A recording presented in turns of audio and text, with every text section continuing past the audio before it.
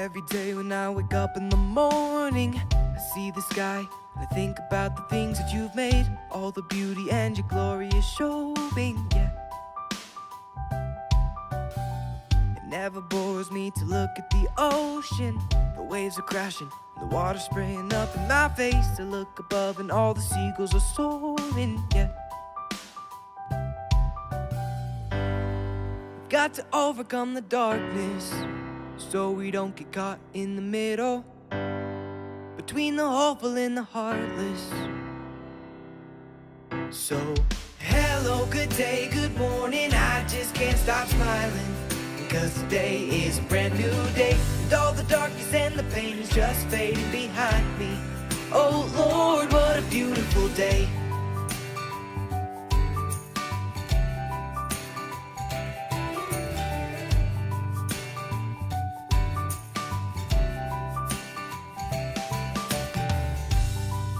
All the planets surround me, the way they orbit just boggles my mind, the way the sun keeps on shining, yeah. We've got to overcome the darkness so we don't get caught in the middle, between the hopeful and the heartless. So, hello, good day, good morning, I just can't stop smiling, because today is a brand new day, and all the darkness and the pain is just fading behind me. Oh Lord, what a beautiful day.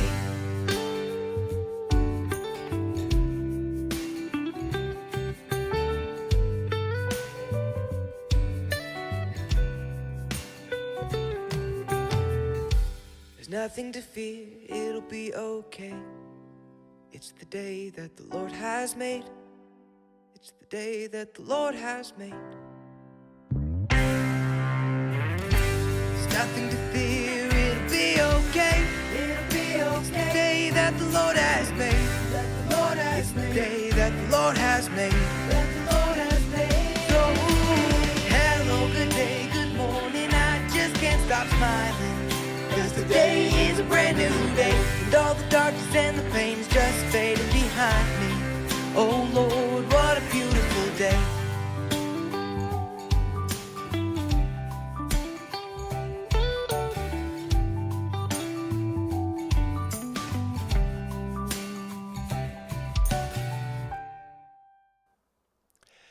Good day, ladies and gentlemen. Welcome to Live with Doug. We are thinking through God's Word together. Glad that you could join us as we continue to dive into this wonderful Old Testament book, Isaiah. And today we're in chapter 13. And before I give you the overview there, I do want to respond to my brother yesterday who posted last week about, forget what he said, historic postmillennialism. And asked yesterday if I had followed up on that link, and I couldn't find it in the comments. So maybe I was looking at the wrong video. So if you're with us, if you want to put it back in today's, in the comments of today's video, I will try to track that down as well. All right, so Isaiah 13 begins like this. The oracle concerning Babylon, which Isaiah the son of Amoz saw. So remember, we have talked all the way through this study that Isaiah, like the other prophets, sees these visions. It's not simply that God dictates to the prophets. It's not that he just puts things in their heads to write down, but he shows them visions, and then the prophets would go proclaim what they saw and then eventually write it down. And that's what we're going to get into here. Chapters 13 through about 27 in Isaiah, we really have a change in focus. Remember, chapters 1 through 5 were kind of the prelude, kind of there's little snapshots of everything that's coming later on in the book. Then starting in chapter 6, we have Isaiah's call to ministry with his vision of the Lord in the temple, the glory of the Lord filling the temple and all that. And then a lot of immediate or soon-to-be judgment on both the northern and the southern kingdom of Israel and Judah, and interspersed along the way with God's wrath against his own people are these visions of the coming one, right? The Messiah who's coming, the child who'll be born to us, a son that is given, the shoot of Jesse and the root of Jesse, and all of that. And if you recall, when God explains through Isaiah that he's going to bring Assyria as the nation who will be his instrument, his weapon to conquer the northern kingdom, a couple of things. One, he compares Assyria to an axe, and he's going to use Assyria as that axe to cut down the tree of the northern kingdom. And then he says he's going to turn his anger against the axe, because the axe is boasting. And Assyria, who's going to come and have its way with the northern kingdom, they're going to do so with arrogance and boastfulness. And God says, then I'm going to turn my anger on Assyria, because they didn't realize that I was the power behind this. They thought they were achieving this on their own, and God is angry with their arrogance and pride and is going to destroy them. How is he going to destroy them? He's going to destroy them with Babylon. The other thing is, the second point is, it's fleeing from me. What was it? It was, he says that Assyria is going to come and take out the northern kingdom, and will come upon the southern kingdom, Judah, up to their neck. Right? So Assyria is going to have, cause some pain to the southern kingdom, but they will not be able to destroy Judah, Jerusalem, the temple, all of that. They're going to be stopped short. Babylon is the one who will come and conquer the southern kingdom, destroy the temple, and bring God's ultimate wrath upon the southern kingdom. This oracle, chapter 13, it's the oracle concerning Babylon. So remember, Isaiah is prophesying 100+ years before the fall of Jerusalem, before Babylon is a world power. They were always a threat against Assyria. And eventually, after Isaiah is gone, Babylon will become the world empire, and they will destroy everybody. Their empire is going to be vast. So Isaiah sees this. He sees this vision of Babylon over 100 years before it comes about. So he's seeing what God is going to eventually do to Babylon, and with Babylon and to Babylon. You tracking with me? I hope that makes sense. Babylon is becomes a figure of idolatry. It becomes sort of the embodiment, well, in America today, if we talk about Sin City, right? Do you know what's Sin City? S-I-N city. If someone uses that term, what is it? What do you know? We have certain cities in our nation, in our culture, that sort of symbolize certain things. Wall Street, for instance, in New York, symbolizes the corporations, the money. Usually that's negative, right? Money hungry corporations and all. Yeah. So Kegu and Janice Porter both got it. Las Vegas is Sin City, right? So if you called another region Sin City or Vegas, you may not be talking. Everybody, all right, good. You all know. You're not. Vegas sort of embodies wickedness because of all the casinos and the dancing girls and on and on and on and on. Well, Babylon becomes that sort of the representative of wickedness and sin and idolatry. And it's a marker, it's a key marker in the life of Israel. Look at how Matthew begins. Josiah became the father of Jeconiah and his brothers at the time of the deportation to Babylon. This is the beginning of Matthew's gospel as he is laying out the lineage, the genealogy of Jesus, and he's describing these folks by marking time by the deportation to Babylon, when Judah, Jerusalem, became enslaved to Babylon and exiled. Verse 12, after the deportation to Babylon, Jeconiah became the father of so-and-so. chapter 1, verse 17. So the generations from Abraham to David are 14 generations. From David to the deportation of Babylon, 14 generations. And from the deportation to Babylon to the Messiah, 14 generations. So you see here, Babylon becomes a key marker in the events in the history of Judah, of the southern kingdom. Interesting, at the end of 1 Peter, Peter closes out his remarks to his audience by saying, "She who is in Babylon, chosen together with you, sends you greetings, so does my son Mark." So Peter doesn't identify exactly where he is, but and he seems to want to be a little cryptic about this. But he says, those of us, the elect, here where I am, in Babylon. Now, at this point, when Peter's writing this, Babylon is long gone as a city, as a nation, as a power. But there's something about Babylon that conjures up certain images, like Sin City, like Vegas, that his audience would have known what he's talking about. And people have put forward a couple of different thoughts as to what this means in 1 Peter.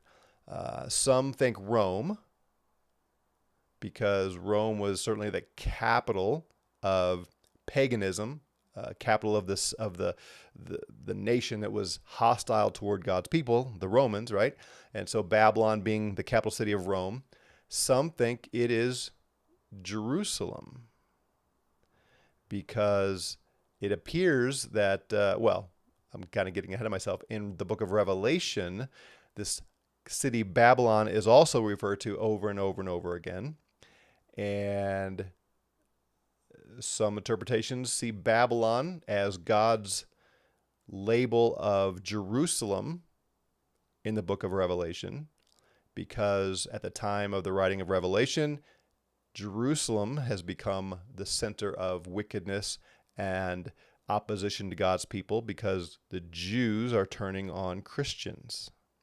Others would see Babylon in Revelation as Rome, and then those who are futurists would see Babylon as world powers, maybe America, maybe Russia, that kind of thing. We see here in Revelation 14, another angel, the second one, followed, saying, "Fallen, fallen is Babylon the Great, she who has made all the nations drink of the wine of the passion of her immorality." Chapter 16, verse 19, Babylon the Great was remembered before God. Chapter 17, Babylon the Great, the mother of harlots and the abominations of the earth. Again in chapter 18, fallen, fallen is Babylon. Verse 10 of chapter 18, woe, woe, the great city Babylon, the strong city, for in 1 hour your judgment has come. And later on in chapter 18, so will Babylon, the great city, be thrown down with violence and will not be found any longer. If you're going to understand the book of Revelation, you have to understand what these verses about Babylon meant in their original context.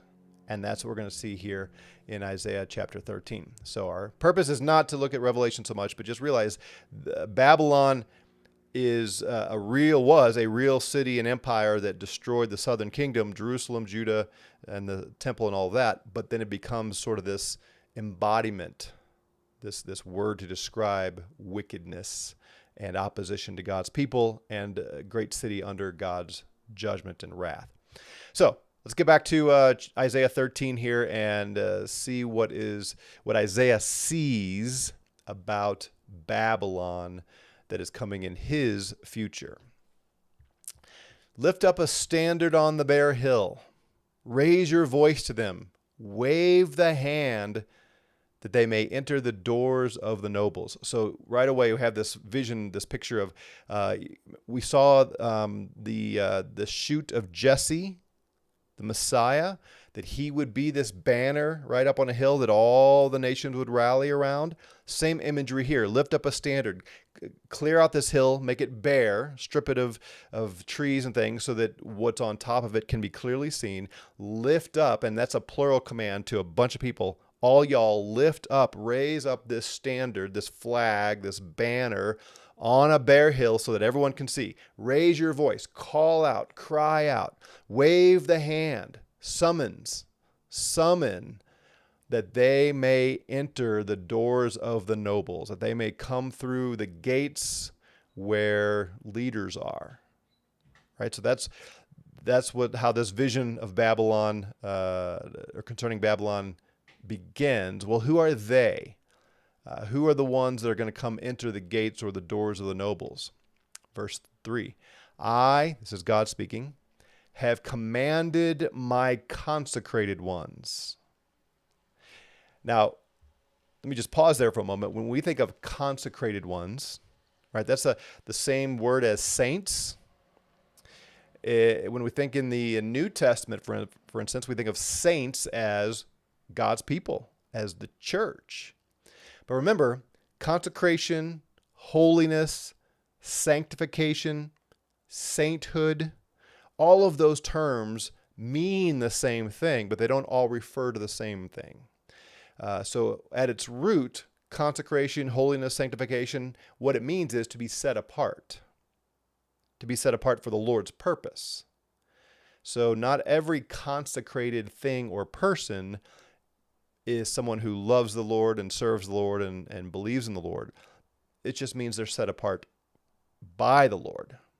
Does that make sense? Consecration just means set apart by the Lord. This comes into play. You need to know this, for instance, in 1 Corinthians 7, where it talks about that if there is a Christian parent in the household, that the unbelieving spouse and the children are holy or consecrated.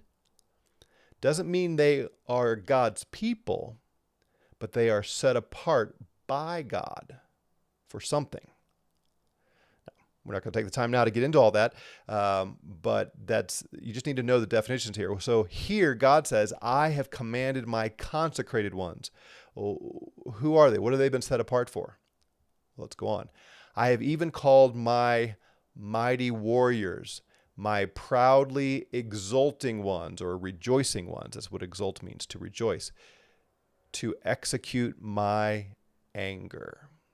So whoever these people are, they have been set apart by God to be the tool of his anger, much like the Assyrians were earlier in Isaiah.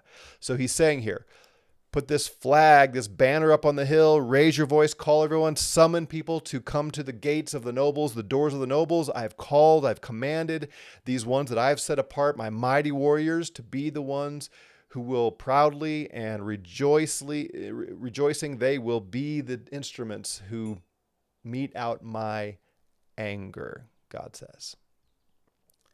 And then we get more vivid description. A sound of tumult on the mountains, like that of many people. So this is a big group of consecrated ones. A sound of uproar of kingdoms, right? So what do you hear? What's that sound in the distance? Well, it sounds like kingdoms being upended, of nations gathering together. The Lord of hosts is mustering the army for battle. We've talked about this, but this common phrase to describe Yahweh in the Old Testament, the Lord of hosts. Host, what is a host? It's not someone who invites guests into their home. It's not the one who takes your party number at a restaurant and leads you to your table. No, host is a huge number of soldiers. The Lord of hosts means he's the captain of many soldiers, a vast army. So this sound is the Lord raising this massive army that's going to destroy kingdoms and nations. That's what you hear. So there's a huge army that the Lord himself is calling up to mete out his anger on someone. They are coming from a far country, from the farthest horizons. The Lord and his instruments of indignation to destroy the whole land. All right, so once again, let me try to help you interpret this from this perspective of the original audience. All right, so imagine Isaiah's ministry ended, we don't know exactly, I don't know exactly, but let's just, for round numbers' sake, say we know it was sometime before the fall of Jerusalem in 586, right? So let's say you are a Jew living in 596 or 590, right? You're sometime before Babylon utterly destroys your city and your temple, before Nebuchadnezzar burns down all your houses and either kills you all or drives you into exile. You know the northern kingdom has been exiled by Assyria. They've been conquered. And you're reading this, right? Isaiah's gone, but he wrote this down. And you're reading this. What would it conjure up in your mind? Right? That there's coming this sound. Isaiah's writing about this sound of the Lord raising up an army to destroy the whole land. The Lord is raising up this group of soldiers to be his instrument of indignation, verse 5 here, to destroy the whole land. Imagine you're a Jew in Jerusalem hearing that. It'd be terrifying, wouldn't it? Wail, cry, scream, wail. For why? For the day of the Lord is near. Here's this phrase, the day of the Lord, the day of the Lord. We see that all through the prophets.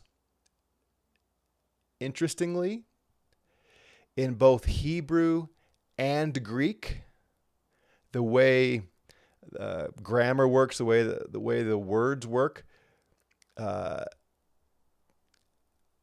day of the Lord and the Lord's day mean the same thing. Because the way the language works, there's no apostrophe S. Like we call it the Lord's day, Lord apostrophe S day. But that's not how Greek and Hebrew work. They don't have apostrophe S. The way to write the Lord's day in Greek and Hebrew is to say the day of the Lord. And you realize the phrase the Lord's day is extremely rare in the New Testament. We use it all the time. We think it means Sunday. We think we know what it means. Look it up sometime. Interesting. Anyway, got to move on. The day of the Lord is near. What is the day of the Lord here in Isaiah? It's the wrath of God coming on the land. That's what he says, right? Wail, for the day of the Lord is near. It will come as destruction from the Almighty. You don't want to be around for the Lord's day in Isaiah. What's the result? Therefore, all hands will fall limp, and every man's heart will melt. They will be terrified. Pains and anguish will take hold of them. They will writhe like a woman in labor. I'm not a woman. I do know what a woman is, and I'm not one. Doesn't matter how I identify. I'm not a woman. I have watched my wife 3 times go through this. The intensity of the pain.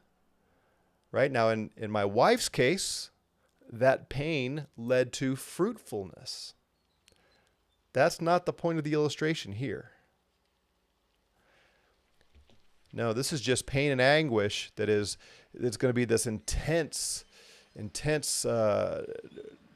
sharp pains among the people, and they're going to look at one another in astonishment, and their faces are going to be aflame. They're going to be bright red because of the suffering that is coming, not from fruitful activity, but because of the intensity of the suffering that's coming upon them at the hand of God. Behold, the day of the Lord is coming, cruel, with fury and burning anger. I just have to say this as a side note here. It's sad to me, and it has devastating consequences to think that we have defanged God so much in the church today.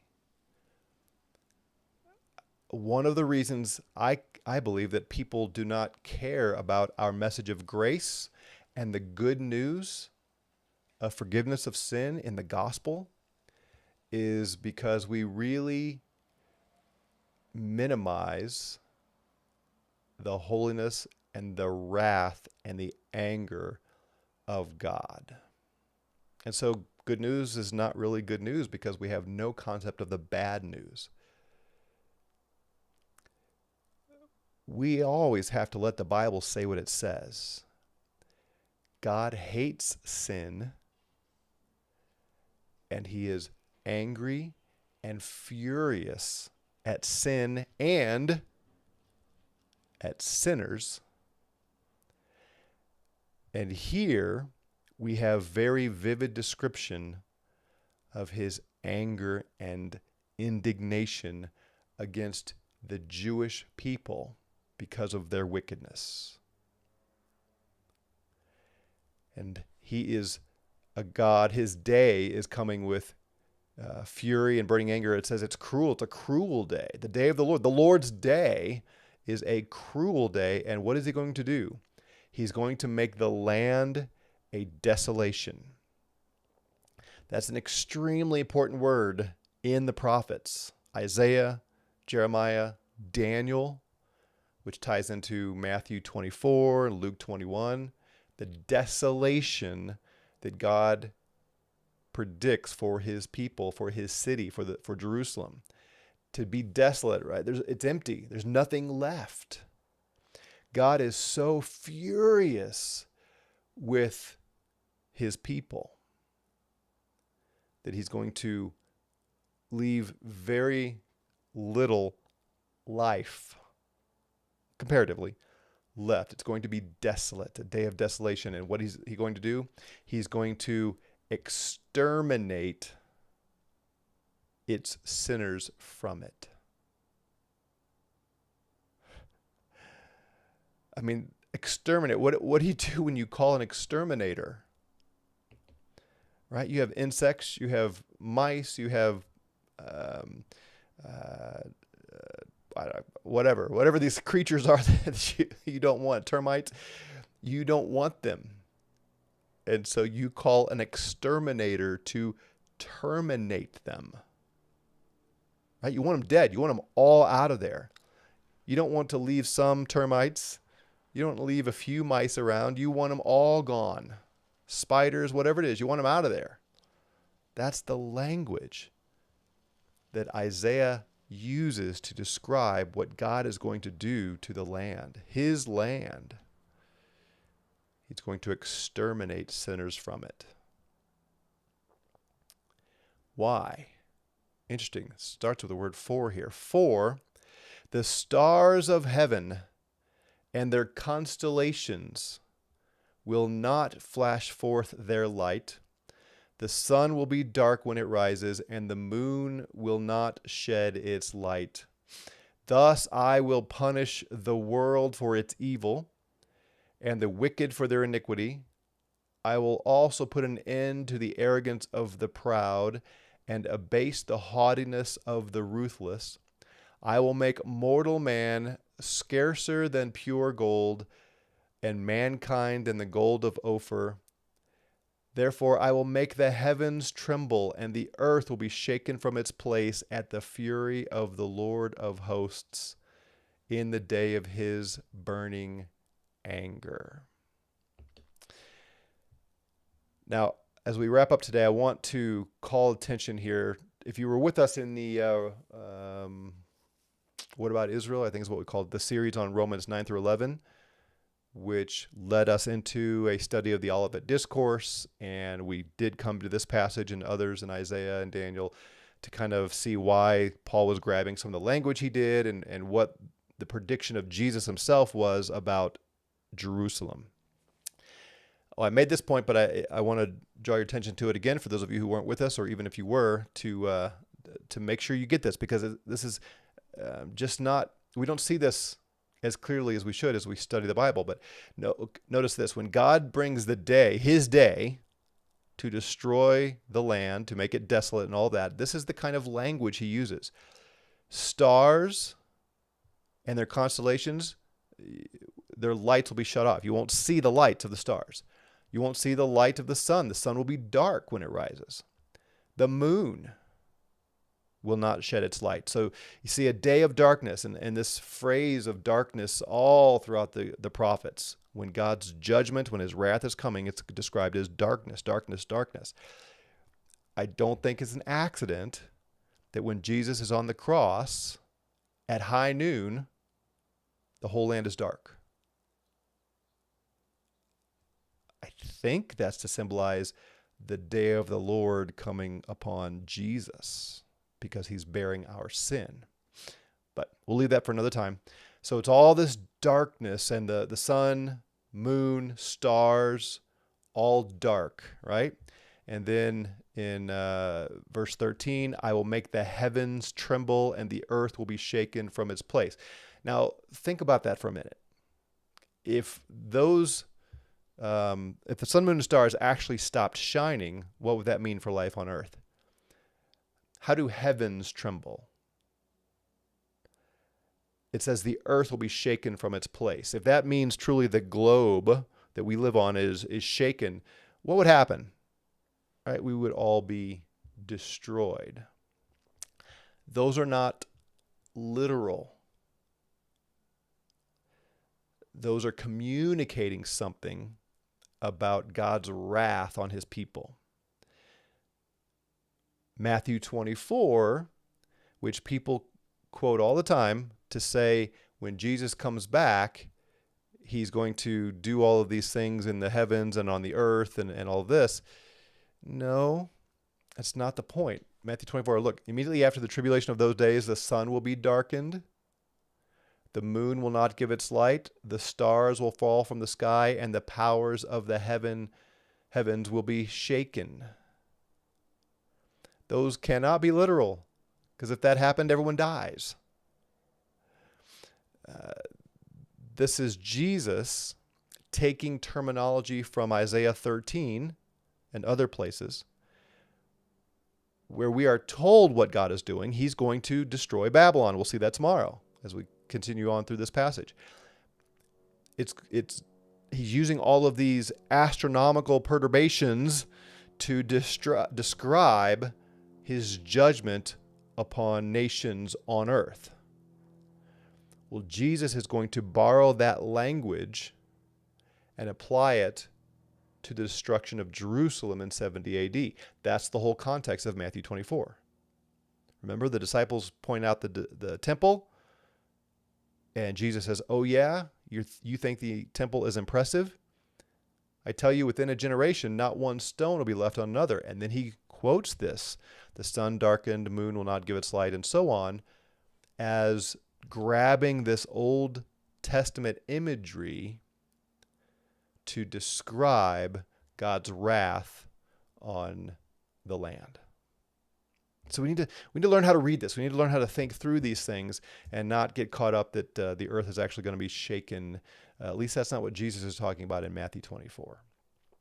So we need to call it a day there. Read through, if you have time, read through the rest of Isaiah 13 and 14 and see what else that you observe there. And again, if you want to kind of see, this is chapters 13 through 27 are kind of this next big section that has to do with worldwide wrath of God. And tomorrow, I think we'll get this far tomorrow. Tomorrow, we are going to see that Lucifer was not cast out of heaven. Read ahead, and we'll talk about that tomorrow. Have a great day. God bless.